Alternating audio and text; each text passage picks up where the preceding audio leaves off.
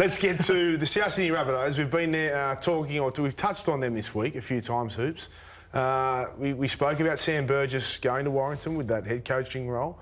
But you've got a bit of mail out of South or noise around the coach Demetrio not going quite as hard as he should, maybe. Well, I just look at the Bunnies, Braith, and they were equal outright first on the competition ladder after 11 rounds. They'd beaten Penrith, the back-to-back premiers, they'd beaten Brisbane, and they'd beaten the Melbourne Storm. At that stage, they were averaging 13.6 points per game scored against them. So in terms of their defence, they're up there with the best defensive sides in the competition. Since then, you can see that graphic on your screen now, it's more than doubled. So in winning only 3 out of their last 10 games, they've been leaking nearly 30 points a game. Now, off the back of that, there are a variety of different theories being pushed around. One of them, Braith, is that the Bunnies might be taking a little bit too much of a softly approach. They've got the kid gloves on too often. Gordy, I heard you reference last night, they're not in the boiler suit, they're in the dinner suits too often.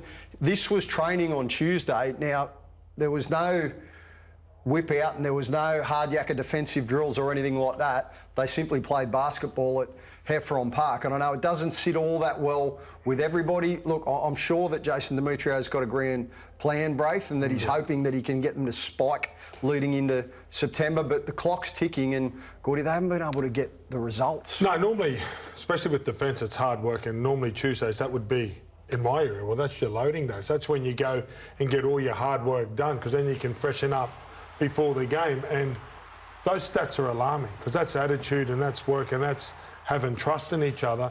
And for me, losing someone like Sam Burgess, who, to me, it just epitomised the toughness. Like, I just can't stop, you know, that image of him playing and how tough he is. So who's going to get the steal in the jersey? Can I just say about them playing basketball? They've had a massive travel schedule as well, the Rabbitohs. So maybe Demetrio's seen something that we haven't seen, and he feels like they need to get off their legs a little bit. I'm not sure that's going to rectify. Oh, here come the violins. Here we go. Here comes. So how do you know that's not right, Hoops? How do you know that's? How do you know that these guys aren't playing fatigued, and that's contributing to some of their poor performances of late? All I know is, Mick, I've never seen sides spike out of slumps by playing basketball on a Tuesday. Well, I'm sure there were sometimes you guys were under the pump at training and the coach just pulled back a little bit. Sometimes a coach will, and this is probably alarming in itself, is that when, I'm sure I won't compare this to Demetrio, but I've been in teams where you're struggling and the coach is a little bit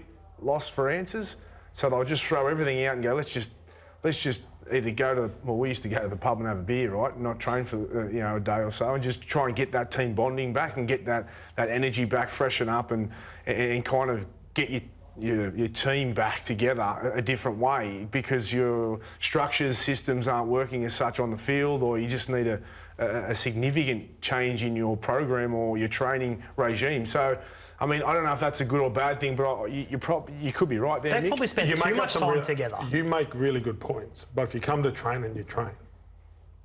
Right? Go away, a bit like, the Tedesco thing, go to Byron, freshen up.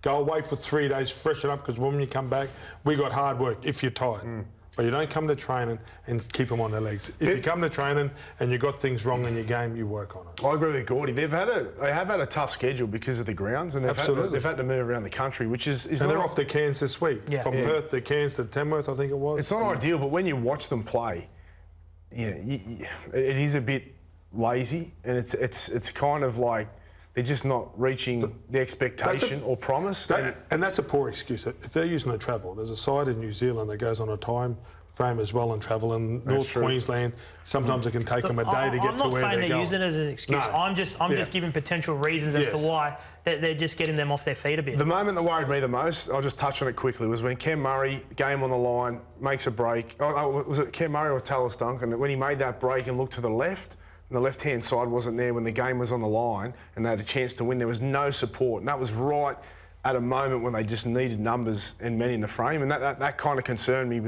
with where they're at and where they're heading now. Has the form slump impacted the contract extension with Demetrio? Because wasn't he supposed to sign a contract extension? I think the contract extension is agreed. That's agreed. I think Souths are sitting back, and because of the way that the results have unfolded over the course of the last couple of months, you'd like to announce it with a bit of positivity and off the back of some wins and when everybody's up and about and feeling good. Whereas at the moment, So there's no hesitation there. It's just the I timing. think it's too far gone, Braith. I think I'm with you. So I think that's too far gone. They've agreed, and it's just a matter of when they're going to announce it. And it was smart from Jason Demetrio and his management team's point of view. They were outstanding at the beginning of the year. Like after 11 rounds, plenty of people, after knocking off Penrith, right, then Brisbane, and they put a score on the Broncos, and then the Melbourne Storm at Magic Round, I had them winning the comp. Like, I was like, they are in a rich vein of form. Their key position players are all so connected.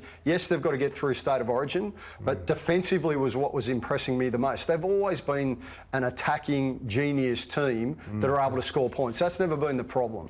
It's defensively where you like to see more connected, and they were, but it's the last 3 months, Braith, they've fallen off the cliff. It's defensively, but they need their big name players and their leaders to stand up because they've dropped their guard the last few weeks. Well, certainly last week.